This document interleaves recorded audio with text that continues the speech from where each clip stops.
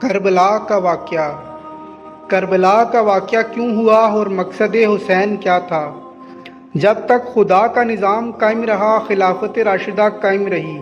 کوئی بڑا اختلاف حکومت چلانے کے اعتبار سے ہمیں تاریخ میں نہیں ملتا، مگر جب بادشاہت آئی اور طاغوتی نظام یعنی بری طاقتوں کا غلبہ ہوا اور حکومت خدا کے نظام کے بجائے اپنے طریقے سے چلنے لگی، تو امام حسین علیہ السلام نے برائی کے خلاف علم بلند کیا۔ اب بات یہ ہے کہ ان کا مقصد برائی کے خاتمے کا تھا اور ان کی شہادت اسلام کی بلندی کا سبب ہے۔ مگر کیا ہم نے حسین علیہ السلام کے مقصد کو اپنایا؟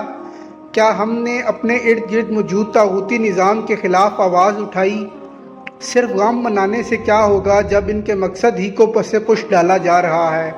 ہر گھر میں ناچ گانا ہو رہا ہے، سوشل میڈیا پر گھر کی چار دیواری پہ مال ہو رہی ہے، اور سب سے بڑھ کر آج کوفہ والوں کی طرح ہم بھی خاموش ہیں۔ فلسطین کشمیر کو تو کیا ہی بچانا تھا، خود ہی اس طاغوتی اور برے نظام کے اعلی کار بن گئے ہیں، اور خود کو حسینی بتاتے ہوئے ہمیں کوئی شرم محسوس نہیں ہوتی۔